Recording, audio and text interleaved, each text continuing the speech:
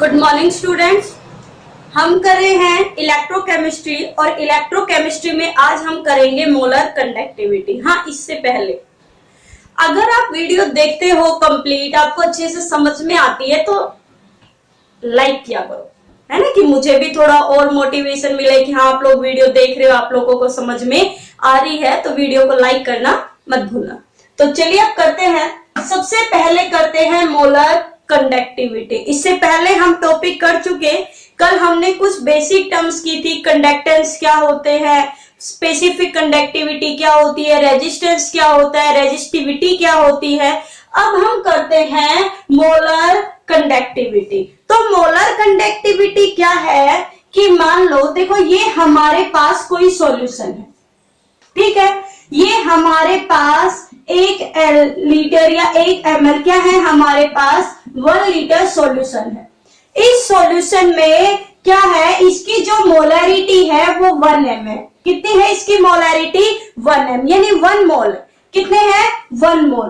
तो 1 मोल इलेक्ट्रोलाइट्स की, क्योंकि जो भी है डिसोसिएट होते हैं उसे हम क्या नाम देते हैं? इलेक्ट्रोलाइट्स। भाई अब हमने जो सेल ली है उस सेल में हमने कौन सा सॉल्यूशन लिया था? इलेक्ट्रोलाइटिक सॉल्यूशन, मतलब आयनिक कंपाउंड, जिसे हम क्या नाम दे रहे हैं? इलेक्ट्रोलाइट्स। तो 1 मोल इलेक्ट्रोलाइट्स की, इस सॉल्यूशन में 1 मोल इलेक्ट्रोलाइट्स के कंडक्टेंस क्या है? 1 मोल इलेक्ट्रोलाइट्स का कंडक्टेंस क्या है, उसे हम क्या बोलेंगे? उसकी मोलर कंडक्टिविटी। कि किसी भी सॉल्यूशन में उसके जो नंबर ऑफ मोल्स है उसकी कंडक्टिविटी कितनी होगी, कितना वो कंडक्ट करेंगे, उसे हम क्या बोलेंगे? Molar conductivity. ठीक है, तो क्या लिखेंगे? द कंडक्टेंस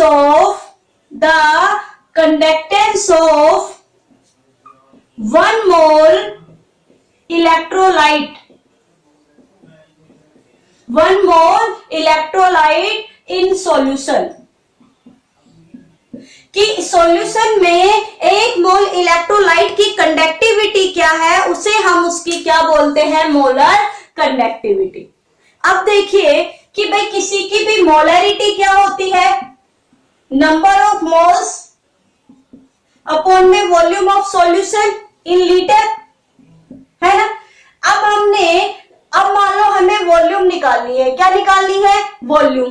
तो वॉल्यूम के लिए अब हम नंबर ऑफ मोल्स, देखो मैंने यहाँ पर नंबर ऑफ मोल्स कितने लिए हैं? 1 मोल। कितने लिए हैं? 1 मोल। तो यहाँ पे नंबर ऑफ मोल्स कितना हो गया भाई? 1। चलिए पहले यही रख देती हूँ m। और वॉल्यूम कितनी ले रहे हैं? मान लो हम 1 लीटर ले रहे हैं। वॉल्यूम कितनी ले रहे हैं? 1 लीटर। अब अगर मैं इसकी क्या निकालूं, नंबर ऑफ मोल्स क्या होगा? 1 लीटर। अगर मैं वॉल्यूम निकालूं, यहाँ पर ये मान लो वॉल्यूम है लीटर में, अगर मुझे इसकी वॉल्यूम निकालनी है तो वॉल्यूम कितना हो जाएगा? 1/m। वॉल्यूम कितनी हो जाएगी? 1/m। कितनी हो गई भाई वॉल्यूम? 1/m। तो मुझे इसकी क्या निकालनी है? यहाँ पर जो सॉल्यूशन मैंने लिया हुआ है वो सॉल्यूशन भाई किस में लिया हुआ है? मैंने लीटर में लिया हुआ है। किस में लिया हुआ है? लीटर में लिया हुआ है। किस में लिया हुआ है? लीटर में। अब मान लो ये जो मेरे पास ये वॉल्यूम है, ये किसमें है कि 1 लीटर सॉल्यूशन में कितने नंबर ऑफ मोल्स है? यही है। अब मान लो ये मैं लीटर में ना लेके ये मैं ले रही हूं ml में, तो 1 लीटर इक्वल टू कितना हो गया? 1000 अपॉन में कितना हो गया? m। भाई ये मेरे पास क्या आ गई? वॉल्यूम। देखिए दोबारा से, यहां पर वॉल्यूम अगर मैंने कहा लीटर में है तो वॉल्यूम यहाँ क्या हो गया? 1/m। अब मैंने क्या कहा है कि ये जो मेरे पास मोलैरिटी है वो 1 लीटर सॉल्यूशन की है। कितने लीटर सॉल्यूशन की है? 1 लीटर। तो कितना हो गया भाई? ये 1/m, 1/m। अब मैंने लीटर को किसमें चेंज कर दिया? ml में। कितना हो गया? 1000/m। अब मुझे पता है कि 1 लीटर जो कंडक्टेंस है, 1 लीटर का कंडक्टेंस इक्वल टू होता है कापा के। भाई किसके इक्वल टू होता है? स्पेसिफिक कंडक्टिविटी कापा। तो इतने वॉल्यूम की कितनी हो जाएगी? 1000 अपॉन में m की कितनी हो जाएगी? k मल्टीप्लाई 1000 अपॉन में m। भाई यहां क्या लिखेंगे? The conductivity. क्या लिखेंगे? The conductivity of 1 litre solution is equal to the क्या होती है कापा भाई 1 इक्वल टू कितनी होती है, हमने कल ही पढ़ा था कंडक्टिविटी कितनी होती है कापा, और हमें कितने की चाहिए 1000 बाई एम की चाहिए, तो इससे क्या हो जाएगा ये मल्टीप्लाई, यानी कापा मल्टीप्लाई 1000 अपॉन में एम। तो ये आ जाएगा हमारे पास क्या, किसका फॉर्मूला आ जाएगा मोलर कंडक्टिविटी का। अब अपनी बुक में ये सब गिवन नहीं होता है, हमारी बुक में सीधा सा है the conductance of 1 mole electrolyte solution is known as molar conductivity is known as molar conductivity, उसे हम क्या बोलते हैं मोलर कंडक्टिविटी बोलते हैं। अब ये आता कैसे है ये मैंने आप लोगों को क्या कर दिया है बता दिया है, ये मैंने आप लोगों को क्या कर दिया है, तो ये क्या बता दिया मैंने आप लोगों को कि मोलर कंडक्टिविटी आती कैसे है। तो चलिए हम लिख देते हैं, हम क्या लिखेंगे सबसे पहले लिखेंगे डेफिनेशन है ना, और फिर क्या लिखेंगे इसकी कंडक्टिविटी का फॉर्मूला क्या आ गया भाई अपने पास, molar conductivity is denoted by lambda M. देखो इसको कैसे डिनोट करते हैं, लैम्डा एम से डिनोट करते हैं। ये क्या है मोलर कंडक्टिविटी इक्वल टू क्या हो गया भाई कैपा मल्टीप्लाई 1000 अपॉन में एम, ये इसका क्या आ गया फॉर्मूला। देखो इसके ऊपर 2 मार्क्स के क्या बनते हैं न्यूमेरिकल बनते हैं, जिसमें आपने कैपा इक्वल टू क्या हो गया भाई स्पेसिफिक कंडक्टिविटी, स्पेसिफिक कंडक्टिविटी है ना, और एम का मतलब क्या हो गया यहां पर मोलैरिटी, और लैम्डा एम का मतलब यहां पर क्या हो गया molar conductivity.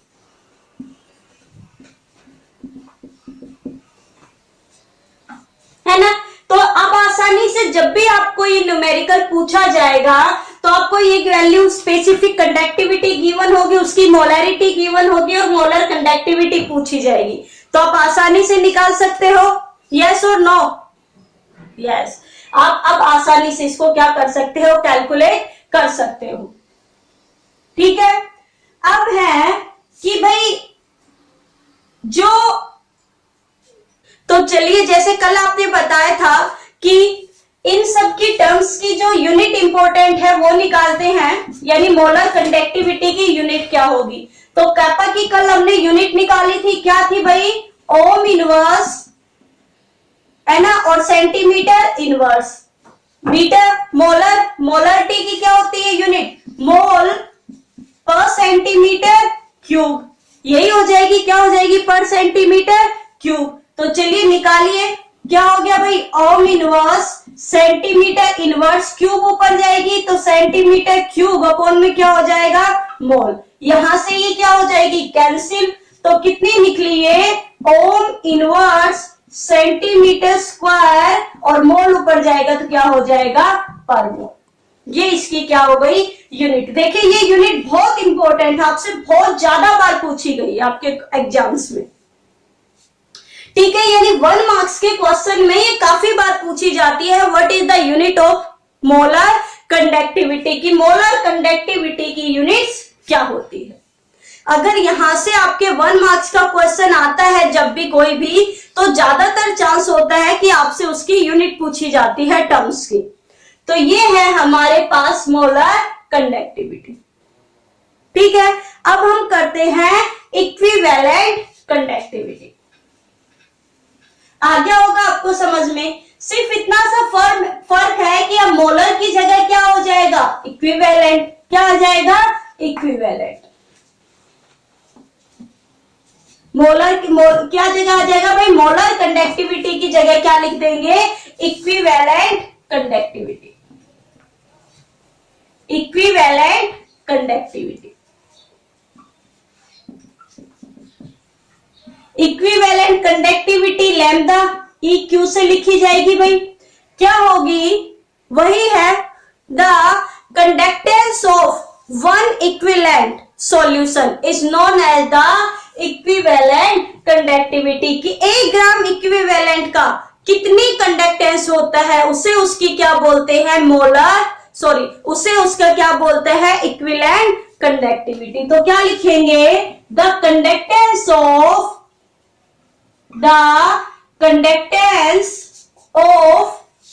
One equivalent solution is known as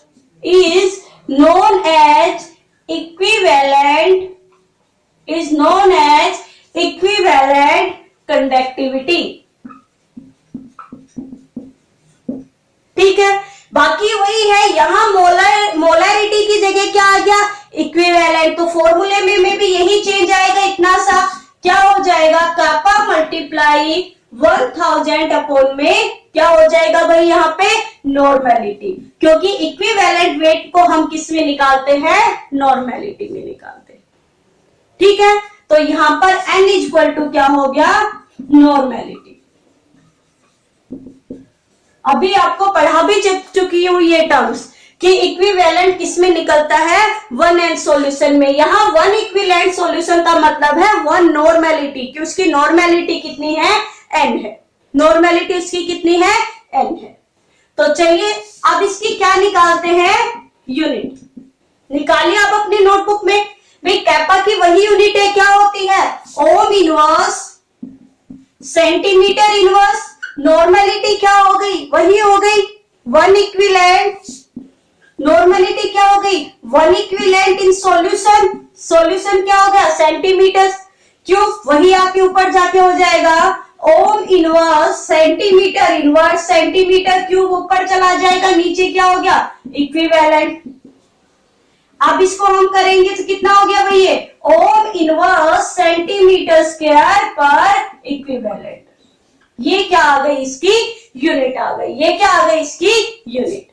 तो एक मोल हम कहे 1m सॉल्यूशन की का कंडक्टेंस कितना है, वो तो हो गई उसकी मोलर कंडक्टिविटी, है ना।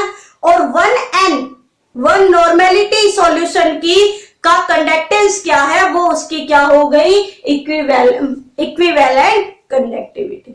याद रखना इनकी जो यूनिट्स है वो बहुत इंपॉर्टेंट है। यहां जो बेसिक्स है वो इनके न्यूमेरिकल्स भी यहां से पूछे जाते हैं, यहीं से न्यूमेरिकल बनते हैं। चलिए अब आपने नोट कर लिया होगा, इसका स्क्रीनशॉट ले लीजिए, है ना, या इसको अच्छे से नोट कर लीजिए। पहली वीडियो को अच्छे से देखा करो और देखने के बाद फिर दोबारा वीडियो देखते हुए उसको क्या करो, नोट डाउन किया करो। इस तरीके से करोगे तो आपको जल्दी से हर टर्म अच्छे से क्या हो जाएगी, याद हो जाएगी और आपके माइंड में अच्छे से बैठ जाएगी, है ना। वीडियो देखते देखते अच्छी लगे तो लाइक भी करते चलिए, क्योंकि तब तक करोगे नहीं तब तक पता नहीं चलता ना कि कौन कौन पढ़ते हैं और कौन कौन नहीं पढ़ते हैं। तो चलिए अब इसके ऊपर एक न्यूमेरिकल करते हैं जो आपकी एनसीईआरटी की बुक में गिवन है। न्यूमेरिकल है the conductivity of 0.20 m solution of KCl at 298 Kelvin is conductivity यानी कापा कितना गिवन है, 0.0248 सीमेन पर सेंटीमीटर। भाई कल ही बताया था ohm inverse is also known as the siemens. Calculate its molar conductivity, तो आपको क्या कैलकुलेट करनी है, इसकी मोलर कंडक्टिविटी कैलकुलेट करनी है। तो देखो सीधा सा फॉर्मूला क्या होता है, molar conductivity equal to kappa multiply 1000 upon में कितना हो जाएगा, अपॉन में क्या होगी, मोलैरिटी। क्या होता है, कापा की वैल्यू 0.0248 मल्टीप्लाई 1000, मोलैरिटी कितनी है भाई 0.20। तो इसकी क्या आ जाएगी, अब इसकी क्या कर लोगे, आसानी से क्या निकाल लोगे, इसकी मोलर कंडक्टिविटी। ठीक है, और इसकी जो मोलर कंडक्टिविटी है वो है 124। ठीक है, यूनिट अभी हमने निकाली है, क्या निकली है भाई, ओम इनवर्स सेंटीमीटर स्क्वायर पर मोल। ये इसकी क्या हो जाएगी, यूनिट। या ओम इनवर्स को हम क्या लिख सकते हैं, सीमेन। एस भी लिख सकते हैं सेंटीमीटर स्क्वायर पर मोल, ये भी कह सकते हैं इसकी यूनिट को। तो ऐसे इसके ऊपर 2 मार्क्स का क्या पूछा जाता है, न्यूमेरिकल पूछा जाता है। तो अब हमने पढ़ा मोलर कंडक्टिविटी और इक्विवेलेंट कंडक्टिविटी। इक्विवेलेंट कंडक्टिविटी में आपको यहाँ मोलैरिटी की जगह क्या दे देंगे, नॉर्मेलिटी दे देंगे, एन दे देंगे। एम की जगह क्या होगा, एन। और अगर आपको एन की जगह एम ही गिवन है तो एन इक्वल टू होता है भाई एम मल्टीप्लाई एक्स। आप मोलैरिटी से नॉर्मेलिटी भी क्या कर सकते हो, निकाल सकते हो। एक्स का मतलब है नंबर ऑफ, या मैं कहूं एन फैक्टर, कि कितने इलेक्ट्रॉन क्या कर रहे हैं, पार्टिसिपेट कर रहे हैं, वो क्या हो जाएगा, एक्स। ठीक है। अगर आपको जैसे आपसे क्या पूछा जाता है, आपसे पूछा जाता है इक्विवेलेंट कंडक्टिविटी, और उसमें वैल्यू किसकी गिवन होती है, मोलैरिटी की। बट आपको इक्विवेलेंट के लिए एन की वैल्यू चाहिए, तो आप निकाल सकते हो एन इक्वल टू क्या होता है, मोलैरिटी मल्टीप्लाई एक्स। एक्स का मतलब है एन फैक्टर। ठीक है। तो ये था आपका मोलर कंडक्टिविटी और इक्विवेलेंट कंडक्टिविटी। अब हम पढ़ते हैं डाइल्यूशन, कि डाइल्यूशन का क्या इफेक्ट होगा मोलर कंडक्टिविटी पे या फिर किसके ऊपर, इक्विवेलेंट कंडक्टिविटी के ऊपर। ये क्वेश्चन पूछे जाते हैं, इंपॉर्टेंट है। अब आपको मैम आप हर टॉपिक को ही कहते हो इंपॉर्टेंट है, तो हाँ भाई हर टॉपिक इंपॉर्टेंट है, क्योंकि किसी पेपर में कोई क्वेश्चन पूछा जाता है तो किसी में कोई क्वेश्चन पूछा जाता है। आप पिछले सालों के चाहे पेपर उठाइए, हर बार कोई ना कोई आपसे टॉपिक पूछा गया है। तो चलिए अब हम करते हैं effect of dilution. Effect of dilution. Dilution क्या है, देखिए ये मेरे पास 1 ml सॉल्यूशन है ना, कोई सॉल्यूशन है, इसके अंदर मैंने लिए हुए हैं कोई भी इलेक्ट्रोलाइट्स लिया हुआ है। मान लो मैंने इसके अंदर ले लिया NaCl, है ना, इसमें NaCl का मान लो 1 मोल है। कितने मोल है, 1 मोल। अब मैं इसमें डाइल्यूशन इंक्रीज करती हूँ। डाइल्यूशन इंक्रीज करने का मतलब मैं इसमें पानी बढ़ा रही हूं। भाई पहले मेरे पास था 1 ml, अब मान लो मैंने इस 1 ml की जगह ले लिया 2 ml। भाई डाइल्यूशन का मतलब यही तो होता है कि इसमें वाटर की कंसंट्रेशन को क्या कर दो, इंक्रीज। अब जैसे ही मैंने वाटर की कंसंट्रेशन को इंक्रीज किया, तो बताओ कि पहले तो जो ये 1 मोल था ये 1 ml सॉल्यूशन में था। अब ये जो 1 मोल है ये 1 की बजाय कितने में हो गया, 2 मोल में। यानी वाटर की बजाय यहां पर जो NaCl जो हमने लिया हुआ है इलेक्ट्रोलाइट, उसके नंबर ऑफ मोल्स क्या हो गए, कम हो गए। भाई as we increase the dilution the concentration of electrolyte decrease, या number of ions of electrolyte decrease. Number of ions तो क्या हो गए, डिक्रीज हो गए ना, किसके कंपैरिजन में, जिससे हम डाइल्यूशन कर रहे हैं वाटर के कंपैरिजन में। भाई मान लो पहले जो थे 1 ml हमने लिया था, ये 1 मोल था। 1 ml में कितने थे, 1 मोल। अब मैंने ले लिया 2 ml, उसमें भी कितने हैं, 1 मोल। फिर मैंने पानी और बढ़ा दिया, उसमें भी कितने हैं, 1 मोल। क्योंकि डाइल्यूशन इंक्रीज कर रही हूं तो पानी की मात्रा तो मैंने बढ़ा दी, पर नंबर ऑफ मोल्स तो मेरे वही है। और नंबर ऑफ मोल्स वही है तो पूरे यहां पर जो सॉल्यूशन के कंपैरिजन है,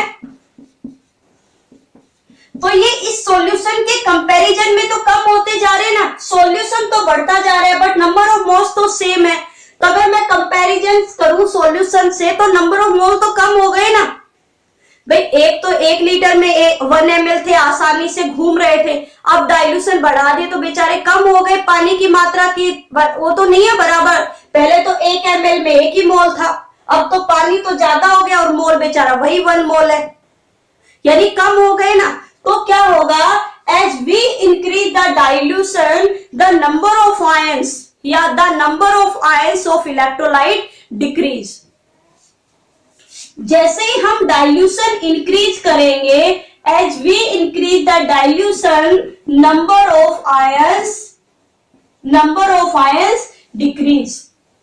यहां पर नंबर ऑफ आयंस क्या हो गए, डिक्रीज हो गए, या मैं कहूं कि कंसंट्रेशन डिक्रीज, कि कंसंट्रेशन है इलेक्ट्रोलाइट्स की, वो क्या हो गई, डिक्रीज हो गई, वो क्या हो गई, डिक्रीज हो गई। और अगर कंसंट्रेशन ही या नंबर ऑफ आयंस ही क्या हो गए, चेंज हो गए, डिक्रीज हो गए, तो उसकी जो स्पेसिफिक कंडक्टिविटी है वो भी क्या हो जाएगी, डिक्रीज। तो स्पेसिफिक कंडक्टिविटी भी क्या हो जाएगी, डिक्रीज।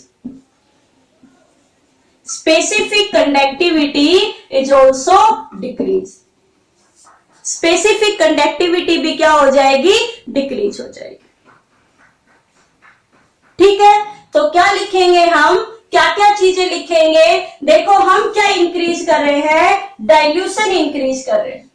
डाइल्यूशन इंक्रीज करेंगे तो कंसंट्रेशन क्या होगी, डिक्रीज होगी। कंसंट्रेशन डिक्रीज हो रही है तो किसी की भी कंडक्टिविटी क्या होगी, डिक्रीज। तो कंडक्टिविटी क्या होगी, डिक्रीज होगी। कंडक्टिविटी क्या होगी, डिक्रीज। कंसंट्रेशन डिक्रीज हो रही है तो स्पेसिफिक कंडक्टिविटी क्या हो रही है, डिक्रीज। स्पेसिफिक कंडक्टिविटी डिक्रीज हो रही है तो किसी की भी जो मोलैरिटी है, भाई directly proportional molarity concentration, molarity water के कंपैरिजन में क्या हो रही है, डिक्रीज हो रही है ना। देखो एक तो 1 मोल था 1 ml में, अब 1 मोल हो गया 2 में, फिर 1 मोल हो गया 3 में, तो बताओ यहां पे मोलैरिटी क्या होती जा रही है, डिक्रीज होती जा रही है या नहीं होती जा रही है। भाई मोलैरिटी क्या होती है, आपको पता है, molarity equal to the number of moles in given solution. तो पहले तो 1 लीटर में 1 था, फिर मान लो 1 मोल है 2 लीटर में, तो यहां पर कितनी हो गई, 0.5।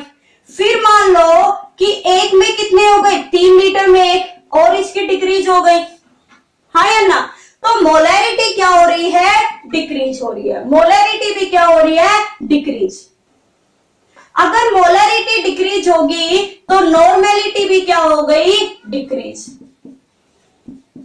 क्या होगी, डिक्रीज। अब आपको पता है कि मोलर कंडक्टिविटी क्या होती है, भाई kappa मल्टीप्लाई 1000 अपॉन में मोलैरिटी, यानी ये मोलैरिटी की इनवर्सली प्रोपोर्शनल है, हाँ या ना। तो क्या होगा, मोलर कंडक्टिविटी क्या हो जाएगी, इंक्रीज हो जाएगी। और मोलर कंडक्टिविटी के साथ साथ क्या होगा, इक्विवेलेंट कंडक्टिविटी भी क्या होगी, इंक्रीज हो जाएगी। तो याद रखना ये चीज, ये आपको ध्यान रखनी है एक चीज, कि जैसे आप डाइल्यूशन इंक्रीज करोगे तो डाइल्यूशन के कंपैरिजन में नंबर ऑफ आयंस क्या हो जाएंगे, डिक्रीज, यानी कंसंट्रेशन क्या हो गई, डिक्रीज। क्या लिखोगे, चलो मैं लाइन लिखवा देती हूं, लिखो as we increase the dilution the number of ions decrease पर ml। मैंने लिखा है पर ml, ये नहीं कह रही कि नंबर ऑफ आयंस 1 मोल की जगह कितने कम होते चले गए, ठीक है। क्या लिखवा रहे हैं, the number of ions decrease पर ml। सो क्या होगा, specific conductivity is also decrease. Specific conductivity भी क्या हो गई, यहां पर डिक्रीज। स्पेसिफिक कंडक्टिविटी डिक्रीज हुई तो क्या हो गया, मोलैरिटी भी डिक्रीज हो गई, अभी निकाला था। नॉर्मेलिटी भी डिक्रीज होगी, ये इनवर्सली एक दूसरे के, इसलिए मोलर कंडक्टिविटी क्या होगी, इंक्रीज, और इक्विवेलेंट कंडक्टिविटी भी क्या होगी, इंक्रीज। कैसे क्वेश्चन पूछा जाता है, ये पूछा है, right the effect of dilution और मोलर कंडक्टिविटी, तो आप क्या बताओगे, इंक्रीज होगी। ठीक है, तो ये था आज का आपका टॉपिक। ये चीजें आपको बड़ी ध्यान से पढ़नी है, यूनिट याद रखनी है किसकी क्या आएगी। अब मिलते हैं अगले टॉपिक के साथ कल। थैंक यू, और हाँ लाइक जरूर करिएगा।